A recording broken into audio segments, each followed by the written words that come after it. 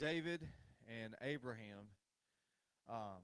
Leaving off where I was last week, we discussed some of the names in this genealogy, and so many of these names, uh, they were involved in all kinds of sin. They were involved in all kinds of things, and we're going to focus on these two because we know these two.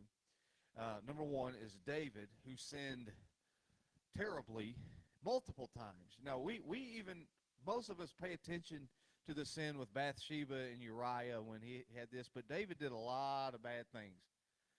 One instance, he disobeyed God. He took a census when God said not to do it, and several 100,000 people died as a result of that decision. So there's a lot of stuff that David did wrong, but yet God calls him a man after his own heart. Why? Because he was always in a state of repentance. Uh, so you have David. He sins with Bathsheba, has her husband murdered. David, what we would consider a polygamist, he he would, if you put him in today's framework, he would not have a very good terminology to explain David. Okay, if we put him in the case of some of the preachers nowadays, they get caught in certain things, and that's how we would label it. And so David had a moniker attached to him. He was an adulterer. Abraham lied about Sarah, gave her to the king as if she was his sister. So we have two evident sinners that Jesus comes from that line. And we see the seed was the Son of God. That is evidence of God's grace. So God used these two, one to father the nation of Messiah, the other to father the royal line. Now, Jesus is the son of David and also the son of Abraham. So his connection with the Hebrew people is both racial and royal, as we discussed a little bit last week. And that's why David comes first. That's the point. Matthew is trying to make this point. He doesn't say Abraham then David. He says David then Abraham, because he's pointing us to the fact that Jesus is king. And by the way, grace was extended to every name listed here in this passage, which is remarkable. So we see that David, he obviously shaped up, so did Abraham. We see it in Solomon. We see it with Isaac, even though they made multiple mistakes. For example, the son of David, to whom David looked to for the next step in this in his line, he was terrible. Solomon was terrible. He made a lot of mistakes. His story is a disastrous failure in spite of his peaceful nature. We consider Solomon the wise man. But did you know there's a picture of him literally in the fields eating grass like a cow because he was banished to it? He was cursed. He had thousands of wives, concubines, you name it. So you see all this disappointment in these men, and yet we see the Messiah. So Jesus Christ, the son of David, son of Abraham, came to overcome the failures of those lines. Now watch this. The most fascinating thing here in verse 17. Look, all the generations from Abraham to David are 14. And from David until carrying away into Babylon are 14 generations. And from carrying away from Babylon unto Christ, there are 14. So if you are taking notes, we're going to write this down. 3 eras. We're going to see 3 different areas. Or eras, I'm sorry. Now, the first period or the first era he mentions here are from Abraham to David. Now, that's the period which we call the patriarchs.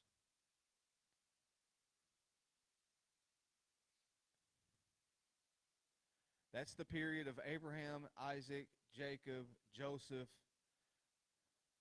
It's the period of also it includes judges.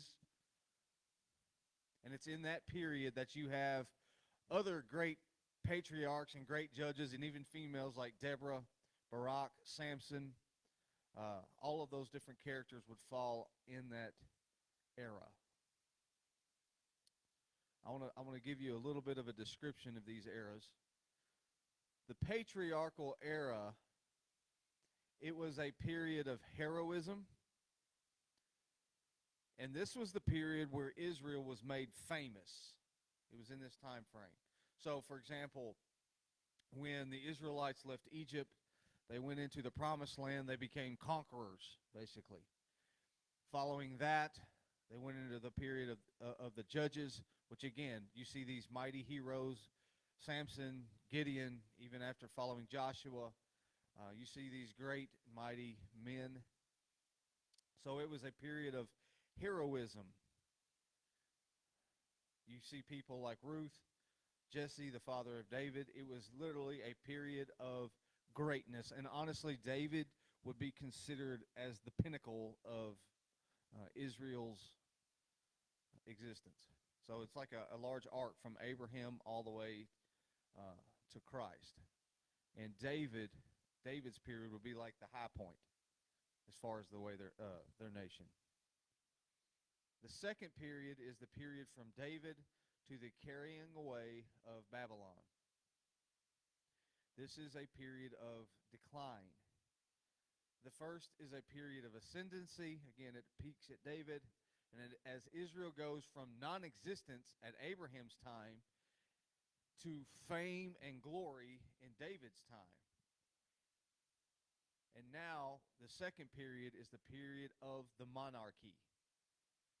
So you have the patriarch or patriarchy, and now we have the monarchy.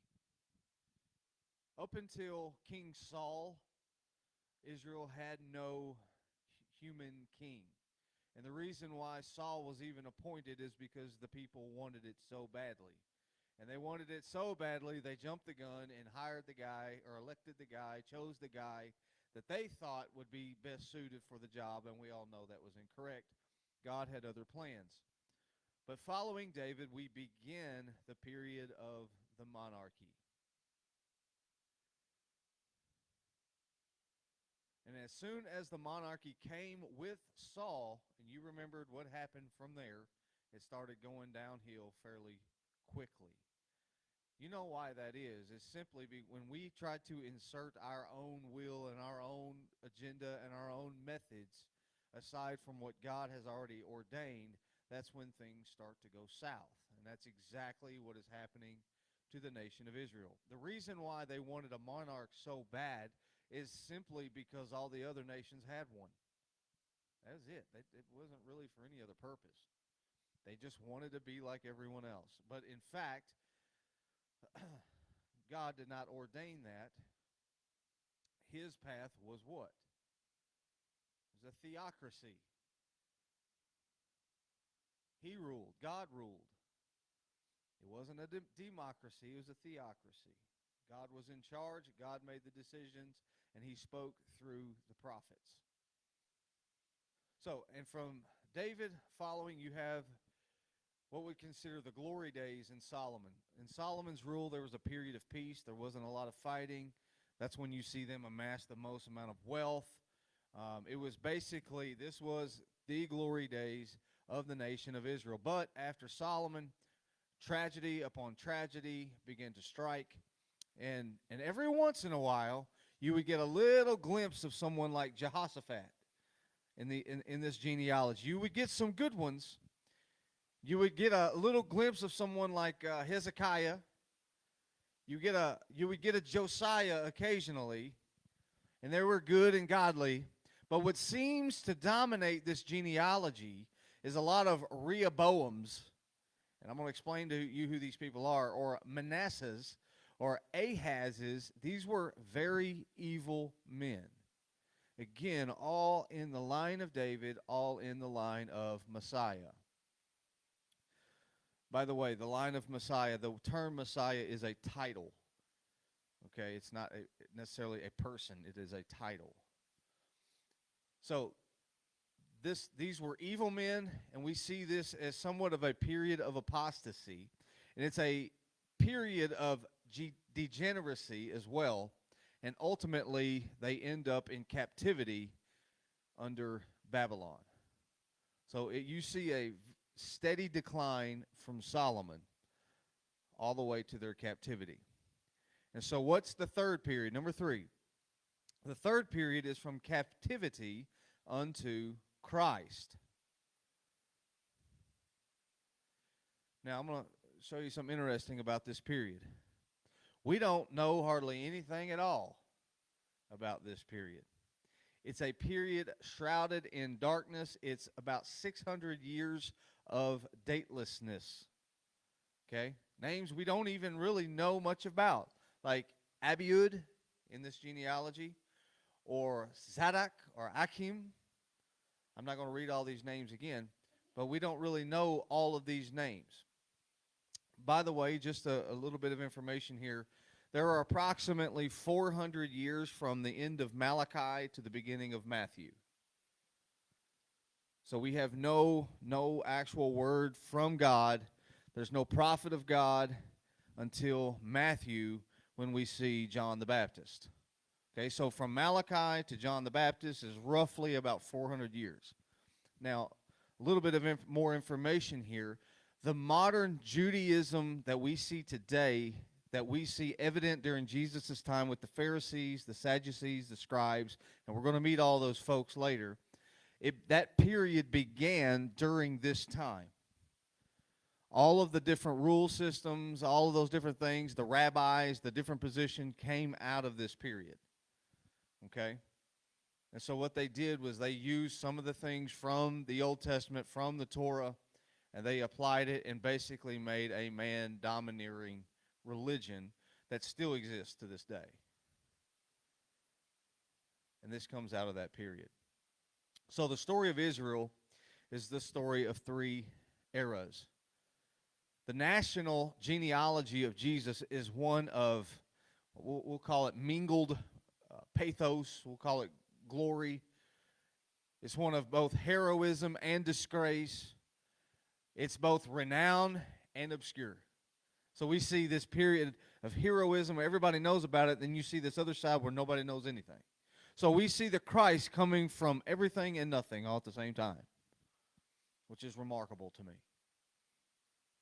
So, I say all that to say this. He is the Messiah. We will see that he is the King, but he's also the King of grace. God's grace was given as evident in one woman, talking about Mary, 2 men, David and Abraham, and 3 eras that we've discussed. Finally, we're going to talk about 4 outcasts. We're going to get to what I preluded last week a little bit. We got 4 women in this genealogy, and all 4 of them would be considered outcasts. And there are only 4 women mentioned in this genealogy, just 4. And so we're going to meet who they are. Woman number 1, let's go to verse 3. It says, and Judah the father of Perez, and Zerah by Tamar, and Perez the father of Hezron, Hezron the father of Ram. Tamar, we're going to talk about Tamar. I don't think I want to name my daughter Tamar. It's just a little strange. But Tamar is the first lady in the genealogy. Her children, Phares and Zerah. Now, what about Tamar? What kind of lady was Tamar? So I'm going to introduce you to her real quick. All right, you don't have to flip there. This is in Genesis chapter 38. You can just listen. It says, "It was told Tamar, saying," and I don't have whole time to go into all of this, but Judah takes a wife for his firstborn. Judah wanted a wife for his firstborn, so he took this lady. It was told Tamar, saying, "Behold, your father-in-law goes up to Timnath to shear his sheep." Now this is Judah, her father-in-law. "And she put her widow's garments off from her. Her husband had died. She covered herself with a veil and wrapped herself, got herself all dolled up, you see. And she sits in an open place by the way on the way to Timnath, for she saw that Shelah was grown, and she was not given unto him as his wife." That's a whole other story. We won't go into that. "But when Judah saw her, he saw that she was a harlot, because she had her face covered. And so he turned unto her, by the way, said, Come, I pray thee, let me come in unto thee. In other words, come with me to the Casbah. That's what he's saying. Y'all know that line. Okay, never mind. And she said, What wilt thou give me that thou mayest come unto me? In other words, I'm not doing this for nothing. I've got a price. Y'all get what's happening here? She's seducing her father-in-law. Okay, just so we're clear. Yeah. And he said, I will send you a kid from the flock. In other words, I'm going to give you a goat. And she said, Will you give me a pledge? Can you give me a check? So I'll know till you send it. And he said, What pledge shall I give thee? And she said, Your signet, your bracelets, your staff is in your hand. And he gave them to her and came in unto her, and she conceived by him. Nice lady, huh? Real nice lady, Tamar. Harlotry, incest, you say, mercy, what is she doing in the messianic line? Lord have mercy. By the way, when she wanted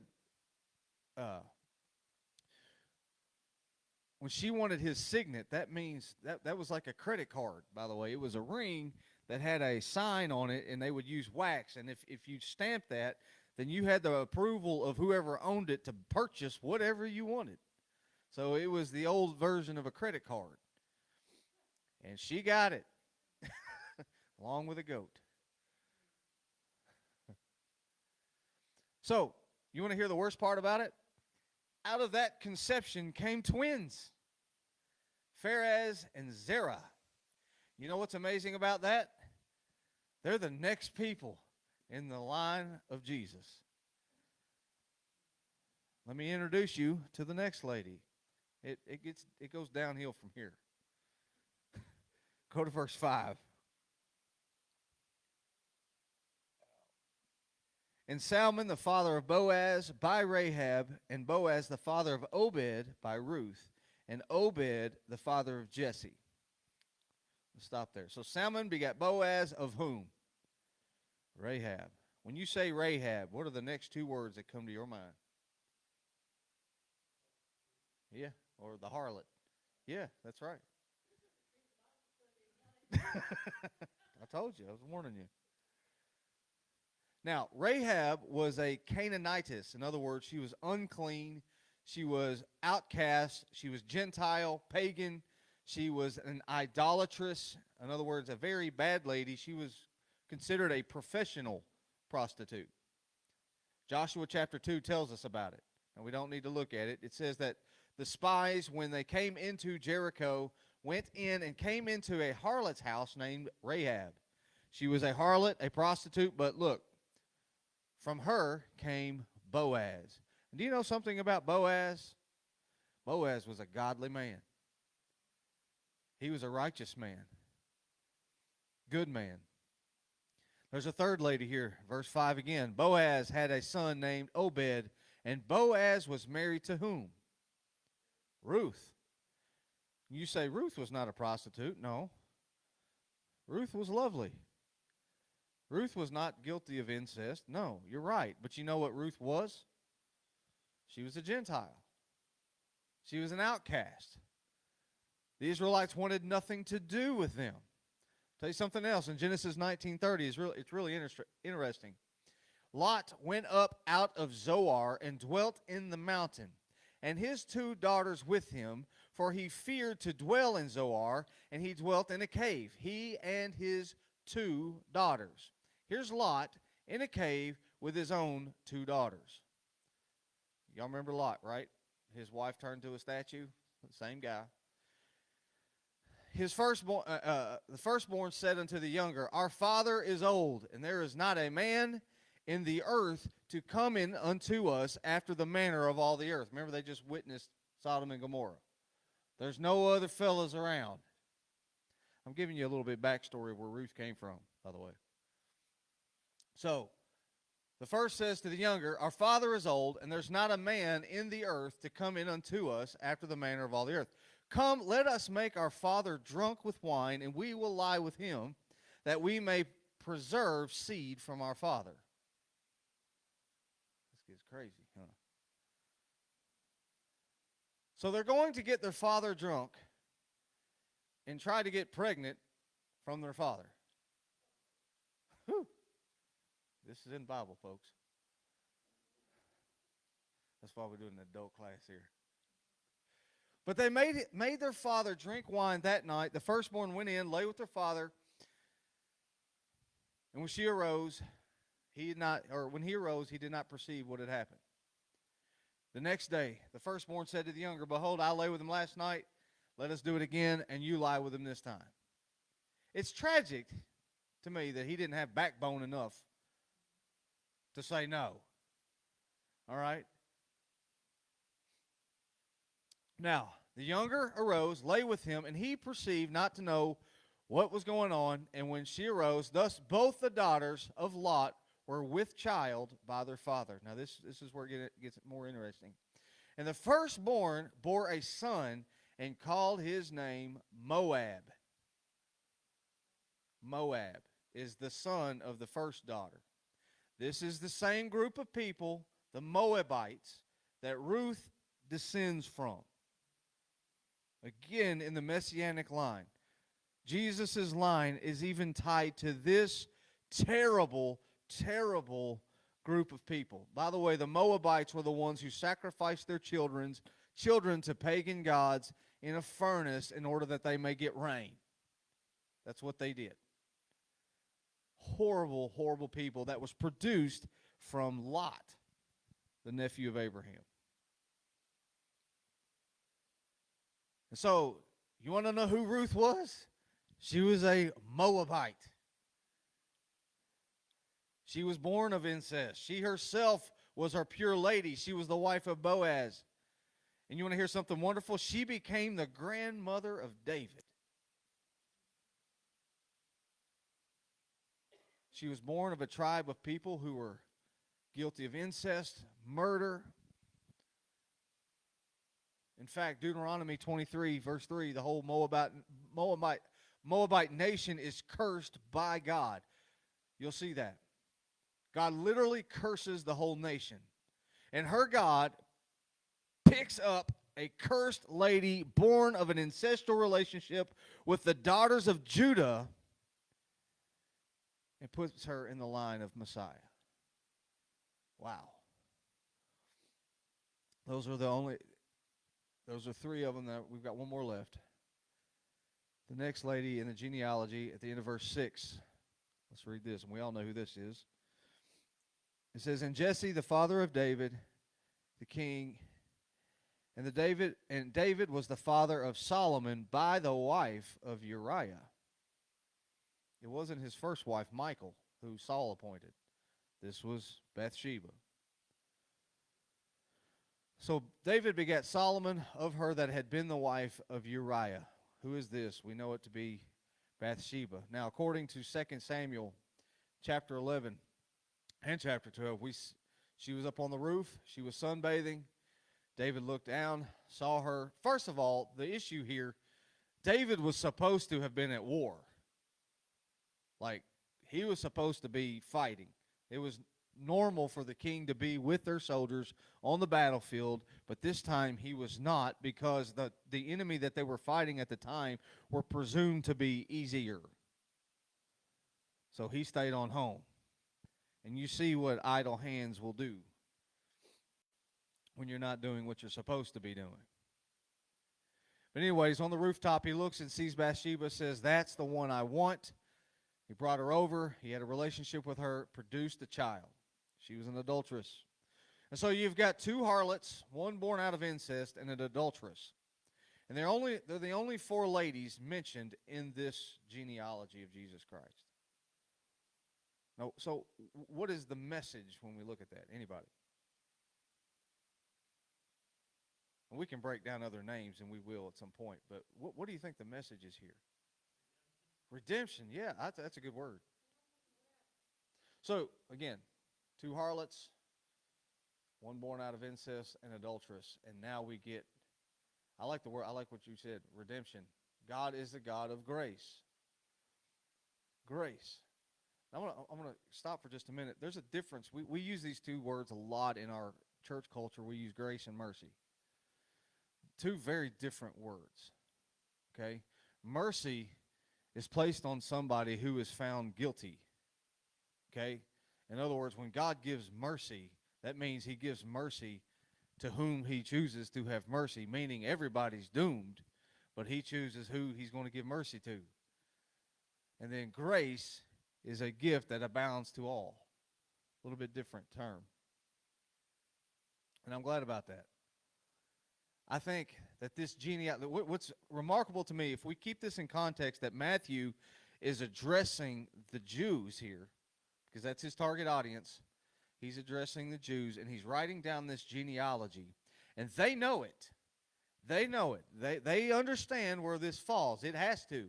And this has to be an absolute knockout punch against the Jews from Matthew. Because they don't like the fact that their Messiah comes from this stuff at all. You're going to see this over and over again. In fact, the number one accusation that the Pharisees have against Jesus is not that he's in this line. They don't complain about that. But they complain about the fact that he says that he's God. That's the issue that they have. They witness his miracles. They witness all that stuff. They see it. They can't deny his heritage. So the only thing they can attack is his deity. And we'll see that many, many, many times. Now, those leaders were legalistic. They had a lot of rules. And they were really into their pedigree and their purity and all of this heritage stuff. And so he introduces the Messiah as descending from two harlots, one adulteress, and one of incest, coming through a nation whose history was degenerative history, coming from two sinful men, born to one sinful lady, was the king of all kings. Remarkable. As you study each gospel, I think I said this last week, each gospel presents Christ in a different way. It's one gospel, but there's 4 different messages here and how to present it.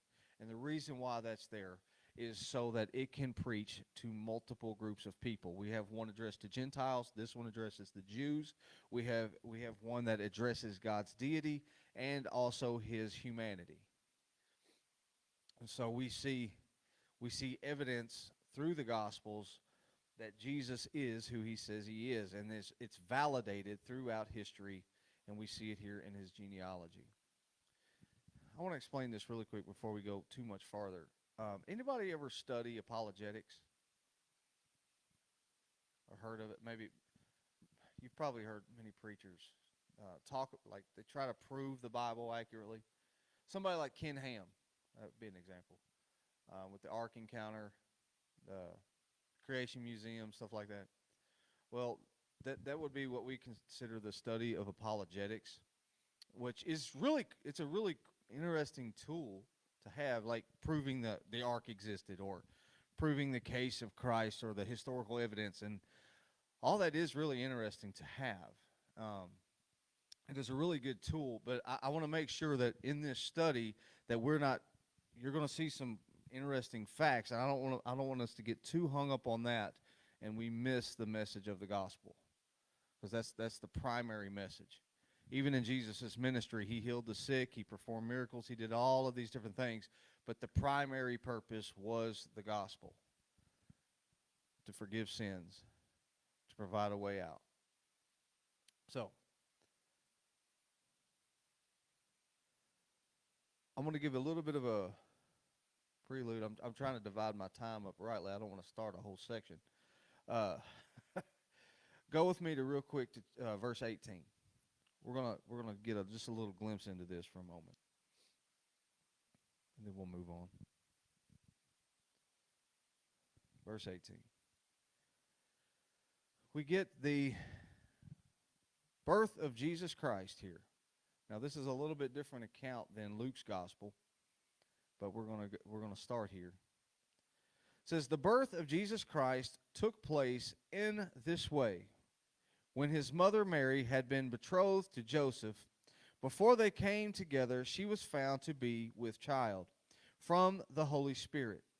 And her husband Joseph, being a just man and unwilling to put her to shame, resolved to divorce her quietly. But as he considered these things, behold, an angel of the Lord appeared to him in a dream, saying, Joseph, son of David, do not fear to take Mary as your wife, for that which is conceived in her is from the Holy Spirit. She will bear a son, and you shall call his name Jesus, for he will save his people from their sins. All this took place to fulfill what the Lord had spoken by the prophet.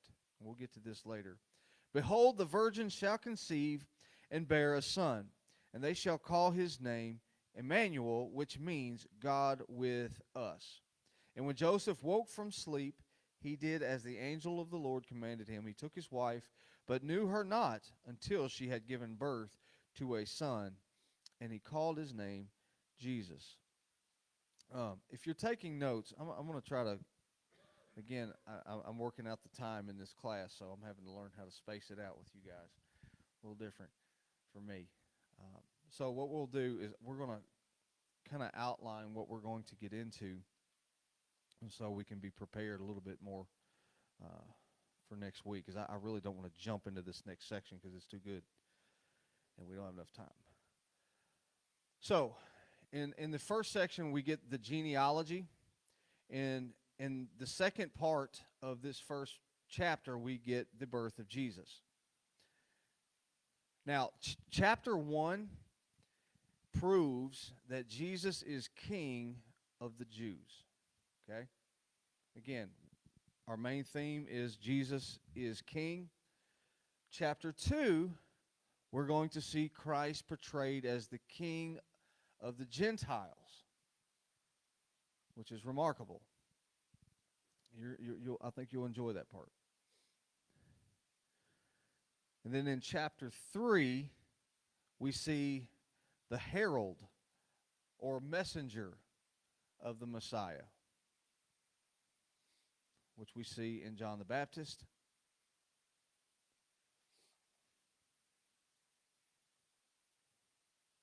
And then in chapter 4, we see the preparation of the Messiah. And then following that, we get into the Sermon on the Mount.